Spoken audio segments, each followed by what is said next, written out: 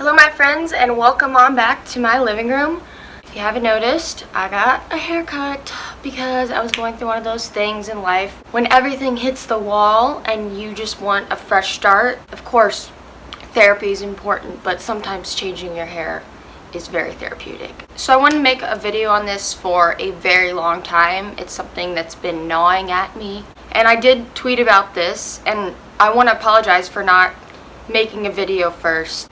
I feel I can be more eloquent through writing than speech, and a lot of people sometimes will judge me based on my vernacular in speech, not written speech. You know, how most girls my age talk, like that voice that sometimes people will equate to you're not intelligent because you use those words. And this video, I tried to make so many times, but then I would rewatch it and not like it, and that's the thing. I'm an overthinker and overanalyzer.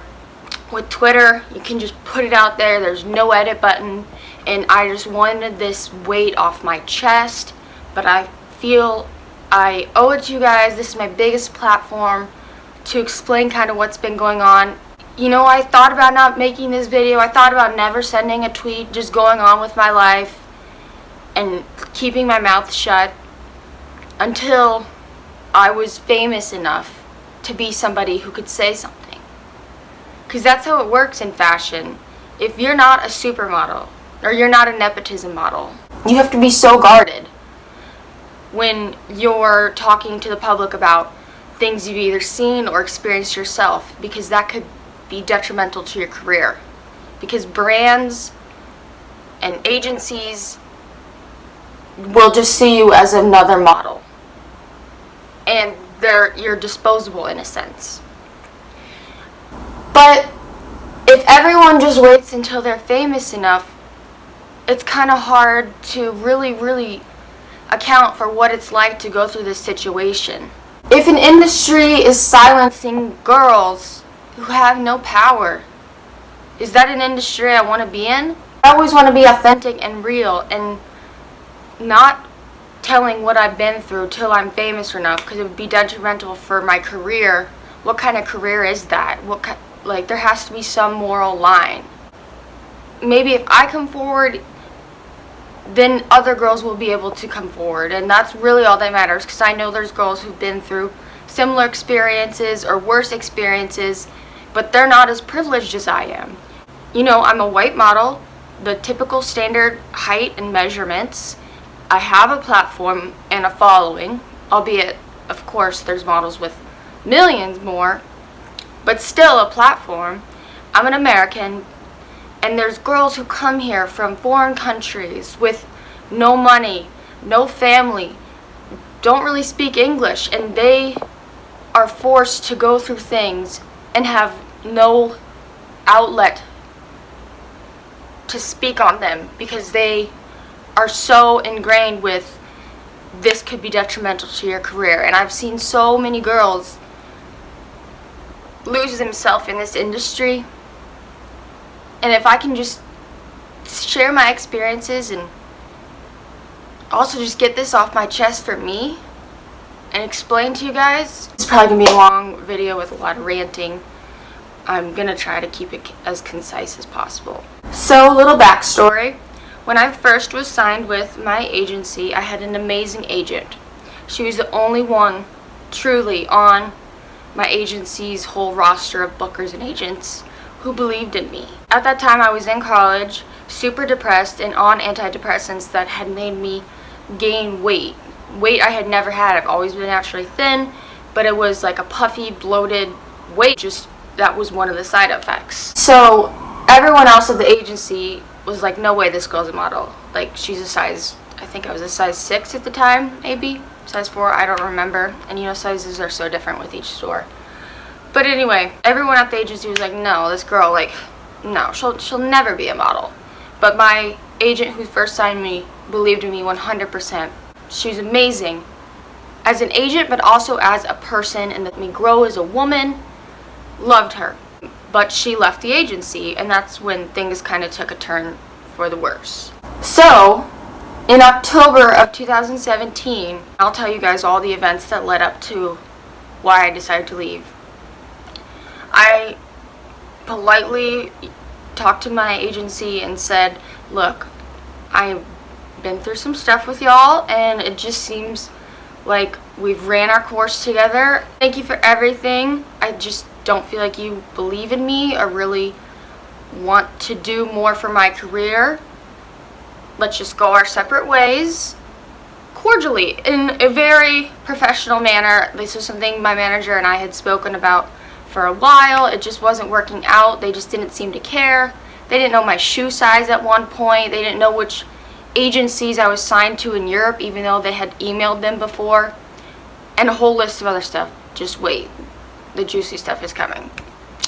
But the general consensus was they just didn't give a, flying whatever about me.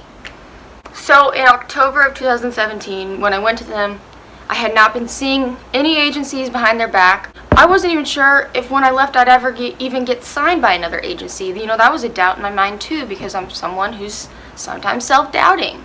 So it was a scary thing to do, but after what I had been through, I just couldn't do it anymore.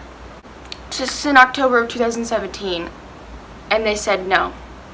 And they brought it to a legal aspect and fought it and purposely dragged out this case of me trying to just get out of my contract with them as long as possible.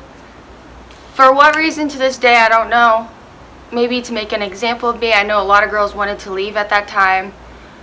Maybe a personal vendetta. But I really, truly never did anything but be the best that I could be for them. And they ended up hiring 2 lawyers and spending more than my typical income in this time trying to keep me. I don't know what they thought was going to happen, that, the judge would rule in their favor and then I'd go back and be like, yeah, thanks for wasting 2 years of my life. Let's get back to working together. And they knew what it was doing to me financially and emotionally, and I couldn't work in the New York market. Meaning, I live here. My home's here. It's so hard to find a sense of home when you're in your early 20s because, you'll go back home, but it's not quite the same. And, this is the first apartment I really, felt like home. Sorry, what? Also, probably should not film this video while I'm PMSing, but... Anyway, this is, the first place I felt home, and I've got Cooper here, and he had been from a shelter, and I didn't know what would happen with moving, and I wanted to be a model in New York. This was my whole life was here. So I kept my apartment and could work in other markets. So, I'd fly to a job in LA, fly to jobs in Europe, but it was definitely not the income I was making because New York is my base. That's where most of my clients were. That's where my day-to-day life was. It started to feel almost like my home, that I love this apartment. This has been my sanctuary. It started to feel like I was in purgatory. Like it was, every day was the same, and I'd see a ray of hope in the case thinking it was going to be absolved, and then it didn't. And it dragged on and on and on. It was the most emotionally defeating thing I've had to go through, which I know there's people who suffered way more. This is my personal experience. Now I'm going to get into the reasons why I left and things I went through in the industry that are not okay. So as I said, once my agent that was great left, things kind of started to go downhill. I was always naturally thin, and once I got off my antidepressants, I went back to that natural thin state. But I wasn't thin enough in the right places for some of the bookers at my agency. For example, I had Polaroids coming up, which is basically where you get your mug shots taken in your underwear so clients can see how your body looks. Not awkward at all. I mean, you get used to it. I had been working out very hard, eating super healthy, drinking lots of water. I think on the day that I went in for Polaroids, I weighed, mind you, I'm 5'10". I weighed 112 pounds. And I truly was doing it in a healthy way. That is underweight for sure, but I was training like an athlete, eating like an athlete, counting macros, but not depleting myself in any way, form. I just wanted to be as lean as possible, and I thought about it like an athlete would, like part of the job. But had I taken it any further, it probably would have tipped into the unhealthy category, because there's only so much you can do. Everybody has a unique body, and we're not, Barbie dolls you can mold like clay. So anyways, I go into these Polaroids, and I'm so excited. I had a fresh haircut, my skin was clear, I went to Victoria's Secret and got this really cute set for them. Like, I was so excited because I thought these pictures will bring me more work. My body's better than ever. I'm feeling so confident and great and strong. For the first time ever, I felt strong, which is such a great feeling. So I go in, and the booker tells me, "You look great, you look fine, you look really healthy." Which is a side note I want to say, that sometimes, and this is so disgusting, the word healthy is used in the fashion industry as a way to describe a girl as well-fed, which should never, ever have a negative connotation. Well-fed. You should be well-fed. But they say that in the fashion industry, implying you're not thin enough. And he continues on saying that my thighs looked like they had bulked a little. Well, I had been working out, so that's what happens. You get muscle when you're a pear-shaped woman. You build it on your booty and your legs and your thighs. And I knew that I was pear-shaped. I knew that that was my problem area. They had told me that. I had specifically been taking barre classes, ballet, Pilates, things I thought would tone and not build, which still, I'm not a physical therapist or not a physical therapist, what's it called? A trainer or whatever. I'm not someone who knows. I think you can, lean out with weights. I think just everybody's body type and fat and muscle ratio is different, so there's no way to know what works, but that's an aside. So he asked me, like, have you been taking spin classes? And I told him no. I personally don't like spin classes. It's just too much for me. If I want to ride my bike, I'd rather go on a bike ride. I don't want someone, like, yelling at me. So I said no, and I told him all I've been doing, and then he says, well, what about walking? Do you walk a lot? I said, I love walking. I hate taking the subway. It feels cramped. I pretty much walk everywhere, and it's New York. The majority of New Yorkers walk a lot. And he tells me, maybe you should walk less. And that's like one of those phrases that will stick with me forever. Maybe you should walk less. Literally telling a young girl to shorten her path so she'll be thinner, so she'll be smaller. And if he was telling me this, what is he telling underage girls and girls who are younger? And it was just such a cutting thing to hear after I had been working so hard. But, when you're a model, you're supposed to accept that critique as part of the job. So I did, and I walked less. I would take Ubers, and I don't even know, honestly, if it worked or not. This is not a video that I want to ever delve into, like, giving you tips how to make your legs smaller, because I liked having muscular legs. I liked being able to run faster and to lift heavier and to feel like a little bit more like Buffy the Vampire Slayer. I don't know. That's one of the incidences. And honestly, I could make a hours-long video of every single detail that I've been through. But this is just stuff that I kind of talked about on my Twitter thread already. Just stuff that's at the forefront of my mind right now. Another instance, there was a bikini shoot coming up, and this is like one of the first times that it aligned that I had a bikini shoot on my time of the month, and I physically can't use tampons, which is annoying, but I've always found a way around it on vacations. Like, there is a way to do it without. So I tell my agent, oh, I'm going to be on my time of the month for the shoot. I can bring my liners and I'll just change my liner out every time. The client wouldn't know, like, or you could tell the client there's nothing wrong with menstruation, that's nothing to be shameful of. I just physically can't use tampons, and they told me, you need to use tampons. If you want to be in this industry, you need to start using tampons. In what other workplace would it be okay to tell one of your coworkers what they need to put in their vagina? I'm sorry. If this video gives me flack and this is detrimental to my career, which I really hope it's not, because I still do love my job so much after everything, the good does outweigh what I've been through. But if I can't say this, and they're telling me this, and who knows who else, what other things they're telling other girls, that's something has to change.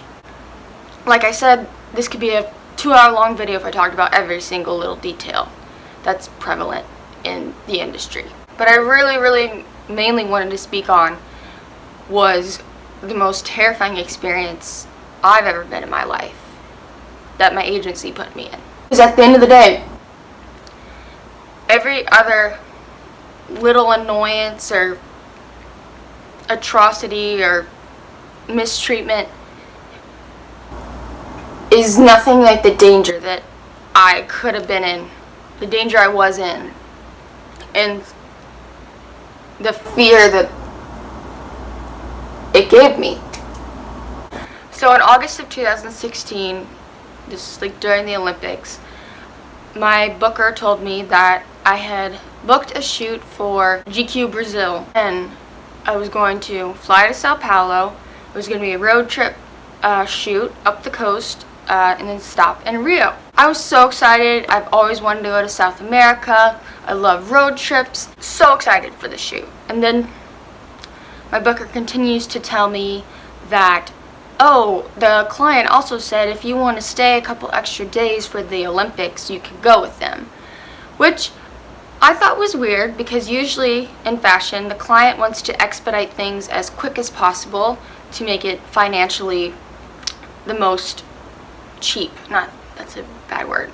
Financially effective. So they're usually rushing you to be airport, hotel, shoot, back to the airport. There's usually no like lollygagging, definitely no taking you to events. I had castings and job options in New York that I didn't really want to miss just to go to the Olympics. I'm not trying to like downplay the Olympics. That's still an amazing thing. Just personally, I've never really been into the Olympics that much, and I'm not that big on crowds besides like concerts. So I said, no, I don't want to miss the job options and castings that I have in New York, but thank you. I'm excited for the shoot. And my booker was like, yeah, sure, no problem. I get to the airport in New York for my flight to Sao Paulo. At this point, I should have a call sheet before flying to a foreign country. Now, call sheet is basically all the info that you're given from your agency about the shoot. Like who's picking you up from the airport, people's emails and phone numbers, what locations you'll be shooting at, who's doing hair and makeup, what hotel you're staying at, like an itinerary. So I felt a little weird boarding that plane, not knowing who was picking me up or what hotel I was going to be staying at. It just felt a little odd, but I have anxiety, and I didn't ever want that to be something that held me back in my career. So I just told myself, relax, girl. Just enjoy this flight. It's cool. It'll all work out. And thankfully, one of my friends was another model on the shoot, so she was on the flight with me. And we fly to Sao Paulo. It's like a 10 or 11 hour flight. Land in Sao Paulo in the morning, and there's no one at the airport to pick us up, me and the other model. So we wait around, try calling the agency, but it's early in the morning, no one's picking up. Like sit in a cafe and try to figure it out. We're trying to email the bookers, just keep waiting around, and then after like, I don't even know how much time passed, but finally a guy comes up holding a sign with our names, so we get in the car with him, and he drives us through to this wooded area, and we drive up on, it seriously looked like the mansion from Twilight, like the Colin's house. Like, And I'm like, oh my god, is this our hotel? Like, whoa. It was not our hotel. We get inside this house, and it's like gated in, fenced all around, and there's just this group of guys in businessmen looking attire, like passing around joints and smoking cigars, and they're drinking. Mind you, this is in the morning, and I'm not trying to judge people for drinking in the morning, but on a professional shoot, that just seems a little unprofessional. And they didn't really introduce themselves or anything. They just kept trying to get us to have a drink. They're like, you're in Brazil, have a drink, you know. Oh, you want some weed? I was like, no, I'm good, thank you. Who are you? So finally, the photographer comes over and introduces himself to us and says, hey, so we got a little downtime. You guys can go hang out with them, like, you know, smoke a little weed, just relax, take a nap, and then we'll, like, gather up and get ready to go shoot later.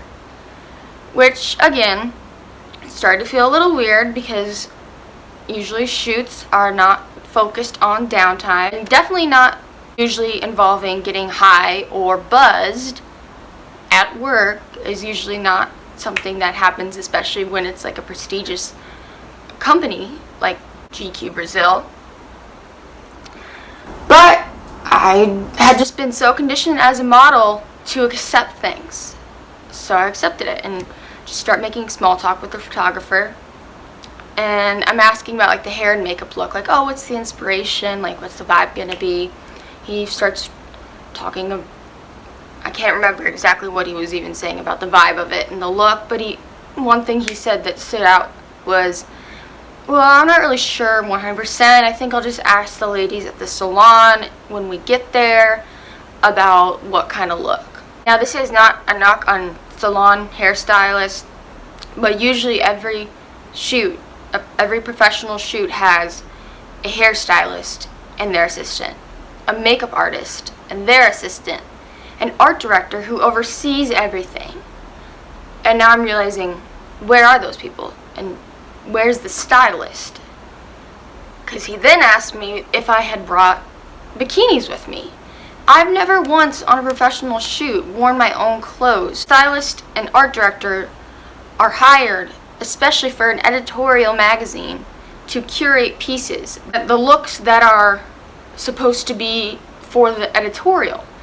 They would never use just hey, what's in your suitcase? Because everything's planned out for this editorial to look a certain way, to feature certain brands, etc. So this is where I start to feel a little uneasy, because there's no stylist, there's no hairstylist, there's no art director, there's no producer, there's no makeup artist, there's no lighting assistant.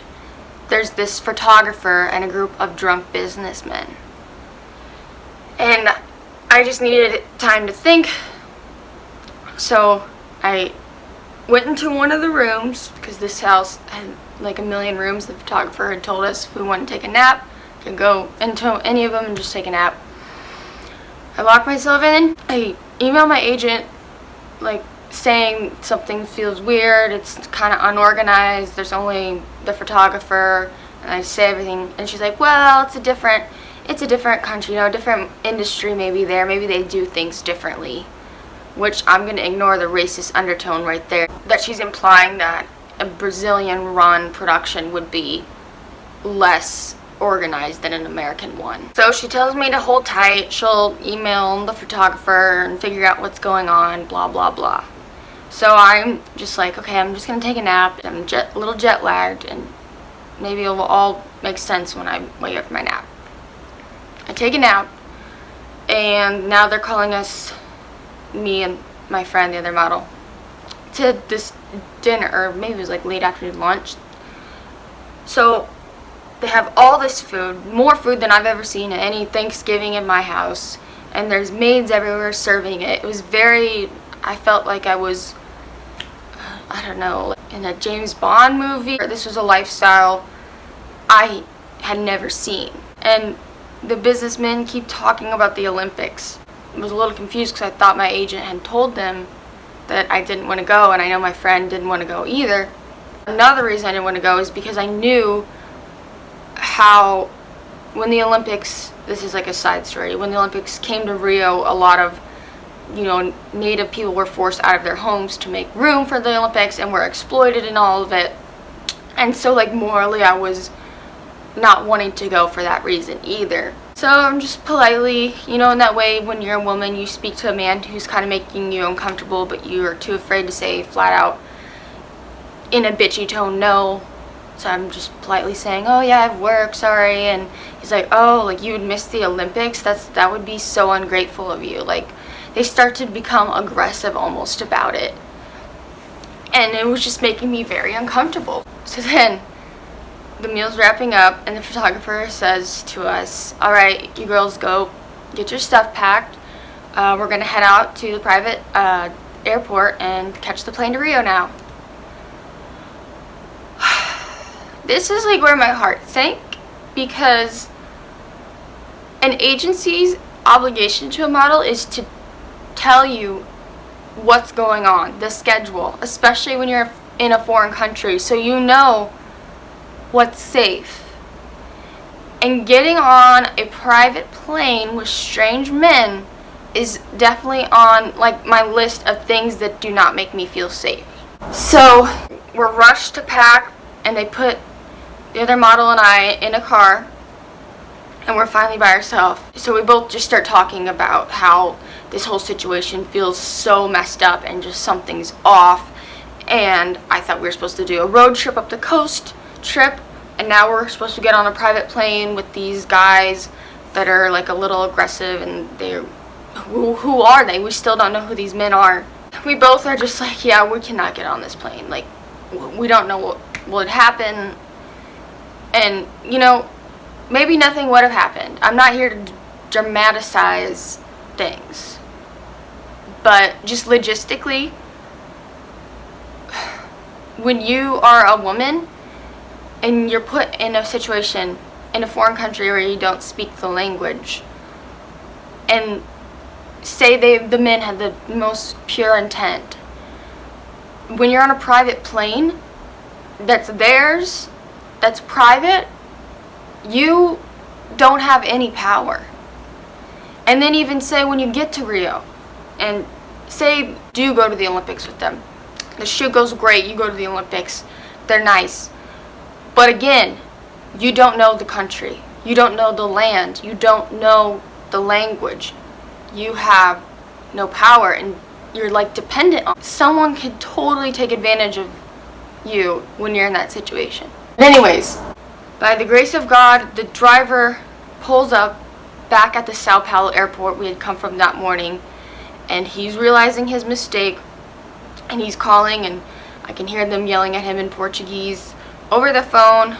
In the meantime, me and the other model, I'm leaving her name out of this. I'm telling my story, and if she wants to tell it, like, she'll tell it when she wants to, if she chooses to. So that's why I keep just saying the other model instead of saying her name. We're getting out of the car, we got our suitcases out, and the driver says to us, wait, I took you to the wrong airport. We have to go back to the private airport to meet up with them. And we're just like, no, sorry, we're not going. And I kind of felt bad for him, because I didn't know if he knew the situation. He just seemed like someone who worked for them, and I mean, he could have lost his job. That's one of those things, like, I feel bad, like, if he lost his job over this, but we just knew that we were not going to get on a private plane with them. So we go back into this airport, the same little cafe area we were at that morning when we were waiting for a driver, because we don't have tickets for a return flight from Sao Paulo, because we were supposed to drive to Rio. Our return tickets were from Rio. So we're getting on the Wi-Fi and emailing and calling the agent, and they're like, hold up, like, don't make any rash decision. You're always taught to, you know, put a smile on that face. Like, didn't mean to do a Batman joke. Sorry too, like, if I'm making jokes throughout this. Like, for me, I'm someone, when I think of traumatic things in my life or things that were hard for me, I kind of use, like, humor to cover it up. So we're scrambling to find what's going on. Then we see the photographer walking towards us in the airport, and we just grab our stuff and go hide in the woman's bathroom. And we're literally in the woman's bathroom calling our bookers and asking them to get to the bottom of this, and they're like, well, we need to email, we don't want to rush things, we don't want to ruin, a potential business relationship, because it's just kind of always assumed that the model's in the wrong. So the agency calls and tells us that basically the photographer had this trip, I guess, paid for by those guys, and he was going to do a shoot and submit the photos to GQ, which anyone can submit photos. There's no guarantee that it will actually make it into the magazine. And mind you, editorials don't pay. You can work a 16-hour day and not get a dime because you're paid in the recognition or opportunity you get from being in the magazine. I definitely have booked jobs based on editorials I've done, but there's no confirmed turnaround. This is a whole other thing in the industry with editorials, because the photographer will be paid for an editorial, the makeup artist, the hairstylist, the stylist, pretty much everyone except for the model. And you can't really say, oh, if you do this editorial, then your career will take off, or then you'll book this job that pays. So that's just one of those things that's always kind of bothered me, but I've accepted it, and I am grateful when I get editorials. I love my job, but at the end of the day, I feel like that's something that maybe should change. Because that's why you'll see a lot of girls, especially on the high fashion end, booking huge editorials and walking tons of shows, but shows don't pay very much. Sometimes a fashion show will pay you only in trade, meaning you'll get to keep the clothes. So these girls are living in, expensive model apartments, getting in debt to the agency and not making money. But that's a whole aside. So there was no guarantee that the pictures from this shoot or whatever was going to even be in the magazine. At the end of the day, it was a waste of time, a waste of a day I could have been working and making money in New York, thinking of it from a business standpoint. Also the fact that the men who funded this trip essentially wanted arm candy for the Olympics, which is disgusting in its own and felt so exploitative. So that's just like the best case scenario. We would have wasted our time on a shoot that went nowhere and been arm candy at the Olympics. Like when I said, when someone has a position of power over you as a woman, or really anybody, the things they could have done or what could have happened, I don't really like to let my mind go there, because I do know it's a very real thing, human trafficking. And I'm not trying to say that I was almost human trafficked, because I don't know. And I don't want to speak on such a serious, huge issue, claiming it as my own when it's not something I went through, but it's that something that would lead to it. I don't know enough about it, and it's just scary to even think that that's a reality. But it really has put this new perspective I have of wanting to know more on that and ways I can help because it was just kind of a wake-up call that how easy that could have happened to me. And the agency is very just, oh yeah, it was just miscommunication. I'm sorry, a miscommunication is when, and I use this example on Twitter, miscommunication is when you go to a barbecue and your friend says bring Chardonnay and you bring Pinot Grigio, not accidentally sending models to a foreign country where strange men, drunk men, want them to get on a private plane with them. And so they book our tickets, and we think enough time has passed, and we assume that they've called the photographer to tell him we're leaving, so we feel safe to finally leave the bathroom. But he's still there, and berating us and making us just feel awful, saying how ungrateful we are and what a missed opportunity, and calling us spoiled and entitled and divas, and other models would kill to have this opportunity, and you guys will regret this, and good luck with your making fun of us almost because we wouldn't go with him. And so we just go past security and eat at freaking Olive Garden, which this is not like a slam on Olive Garden, but it's like I go all the way to Brazil, and the only cuisine I dined at was Olive Garden at the airport. I've kind of rushed my way through this story because, like I said, why I did post it initially on Twitter is I feel that I can write better than I can speak sometimes, especially when it's retelling things that are a little bit traumatic. So I'll definitely have the link for the Twitter thread, but basically, like, no agency should put a model in the position of having to choose, should I get on this private plane with men in a foreign country?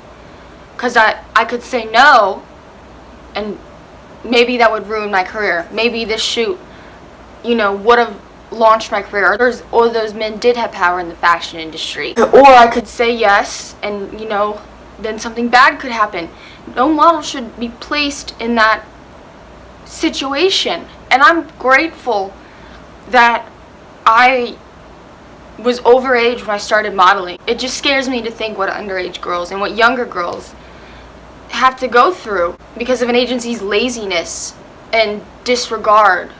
And after this trip, I had really bad anxiety about traveling, about going to foreign countries in particular. But I never said anything because I didn't want my anxiety to hold me back. And also, I had been told before when I had complained, I rarely complained, but I don't remember what it was because it's something really minute. But I complained, and a booker told me, you know what, we can always replace you with another hot blonde. That's all I was to them. Another hot blonde. Not Alexandria, just another hot model. I had been so conditioned that I had to accept, and if you want to make it in this career, you have to make sacrifices and you have to play the game their way, and it's not always going to be easy, and it'll be worth it, and you just accept what your agency tells you.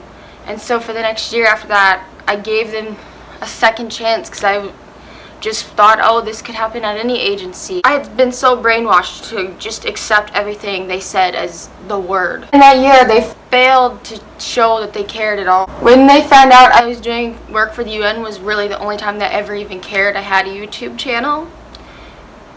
And basically insisting that it would be, like, good for my image. And mind you, this is something I had gotten into on my own. Nothing with them, and for sure not anything for my image. Like, the vanity and the vapidness of this industry sometimes gets to me in ways where, like, I feel like I have to do something that is meaningful with the platform I have. And when they said that, it made me almost not want to do it. I never would want to do something good for personal career gains. But I also didn't want them to be what held me back from being able to do something good and to do something meaningful.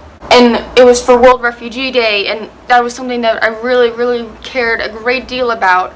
And so I was going to do it no matter what they, twisted version of what they thought it was doing for me.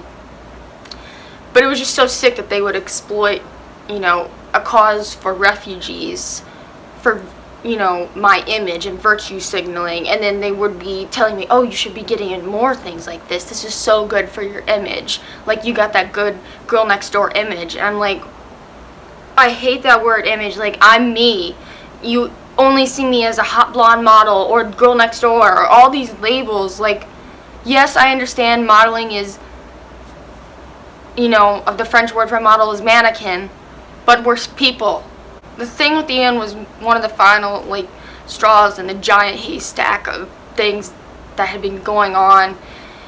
And I just knew that I couldn't be with an agency that compromised, my morals. And, I was scared to leave them because that's all my career had only been with one agency. But I just really felt that I deserved more, and I deserved to be treated right. And I just wasn't happy. And I thought that they knew that, and they didn't seem to care. And so it just hurt so bad for them to drag out this whole legal process. And I don't want this to be like my pity party video. Like, trust me, I've had so many pity parties out throughout this year, but I had to do that to get through this, and it's made me stronger. And thankfully the judge ruled in my favor. I didn't get a dime from them or anything. I'm free. I'm able to work, and now I have a team and an agent and a manager who believes in me and respects me and wants the best for me, not only as a model but as a human individual being. And I love my career despite everything of this. I love being able to work with creative people. I love the platform and the people I've been able to meet, and I love some of the editorial art that I've gotten to be a part of. So I want to do all I can to make this industry better for other models, even if it's a little blip. Even if this video makes another girl know it's okay to share your story. Because if we all stay silent, it's just the chain is never going to get broken. And if you are a supermodel or a nepotism model, please speak out. Because so many girls know, who come from a place of privilege, know what other girls go through and say nothing because they're buddies with the designer or the photographer. But just know, that's not the case for most of us. Most of us come here broke and clueless on how to navigate and just trying to make a career. If you take anything from this, if you're going through a struggle, you will get through it and you will be stronger. There were so many times where I thought I was like praying to a brick wall. Like, God, please, why is this happening? Like, is this something I did in my past, like karma? Is this like, should I just give up and go home and, you know? But I felt this calling in my heart, and to watch like a dream die in front of you and feel like you're never gonna, grasp at it again was just really hard. Sorry. Oh my God, I'm not one of those crying YouTube girls. But it's alright if you cry, Okay. I'm just telling you, like, you gotta go through some hard shit. And sorry for cussing, but you got to, because I now am like so much stronger than I was before, and I needed to go through that to really understand who I was and to learn. And I mean, sometimes I still think, what was the reason of this all? Sometimes I still get down and I still feel like, why did that have to happen to me? And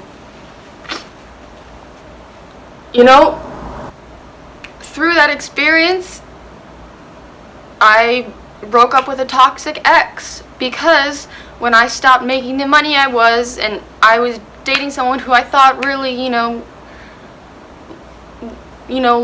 loved me for me, not me, the model, and they show their true colors, who knows how long I would have put up with that if this didn't happen. And in this process, I picked up the guitar and started writing music, and I got into acting and started working, because I could still act in New York, so I started working on projects, and I started writing songs, and the pain brought something in me. And now I'm working on music, and even if these songs are just something only my mom hears, at least it's something I brought into the world, like something came out of it. And so if you're in that hole, if you're in that phase of, building your vision board and then seeing the visions not come to fruition and then ripping them off the wall and feeling like an idiot, or you're praying and feeling like God's just like leaving you on voicemail, you'll get through it. And I know how hard it is too, because you don't want to place your burdens on other people, and they'll feel sorry for you, but they'll just tell you it'll get better. It's like, when? I know And I know this is kind of me telling you it gets better, and I know the feeling of being in a horrible situation, an emotionally draining situation, and people don't really know how to comfort you because there's nothing that they can actually like physically do to make it better. And just reach out. You know, if you're going through something, reach out. And you know, I'll always be here. And if any of you are struggling and I can use this platform for something positive, please just reach out. And you know, I'll give any advice I can, or even if you just want to rant, because sometimes that's all you need is just someone to listen while you yell. And at the end of the day, I know I'm so privileged that I've had an amazing career, and I'm so grateful that I get the chance again, and I'm so ready to build it back up and just like become the woman I'm meant to be. And I know it's always darkest before the dawn, and it's all about the climb and every other cliche. I know. And I know how privileged I am, and I know people have suffered way worse experiences, and I hope at any point in this video it does not come across like that. I just wanted to share my story in hopes that it will help others who are suffering or wanting to reach out. Okay, no more sad YouTube girl. Because now I have cut my hair short of all the past negativity, and I am ready for new seasons of blessings and growing, and so should you. So I'm gonna end this video not crying, but being grateful and hallelujah. Thank you, Lord, for this new start and this new opportunity. I'm ready to work my ass off because I appreciate it now, and I'm ready than ever. I've been like a dog caged in for so long that now I'm ready to go wheels up, work my hardest to be the best I can, to make the most of this one life we have, to get dreams going, and to build a platform to reach others, and just start fresh. Oh, sorry guys, this video has been very long, and if you want the summarized version, I'll leave the Twitter link below. It just feels good to get this off my chest, and I am sorry for kind of keeping you guys in the dark about it. It was just one of those things where, like, legally I didn't know what I could say, and also in this career you're supposed to, you know, keep that smile on your face and fake it till you make it. But it can be detrimental to your career to say when you're struggling, which is another thing that's very hard as a model. When you're struggling and you can't say anything, and you have to just keep this happy face on because clients don't want like a sob story. So I'm going to end this very long video. I hope you guys enjoyed it, and gonna be getting back to normal posting soon. It's like 1,000,000 degrees because I had to turn off the window unit air conditioning to film this video because it's super loud, and I'm just gonna go sit in front of it and not think about anything for about 30 seconds because I need to cool down. But anyways, I hope you guys enjoyed this video, and good things are on the horizon. The best is yet to be, y'all. For real. I'm gonna go, but I'll catch you guys on the flip side.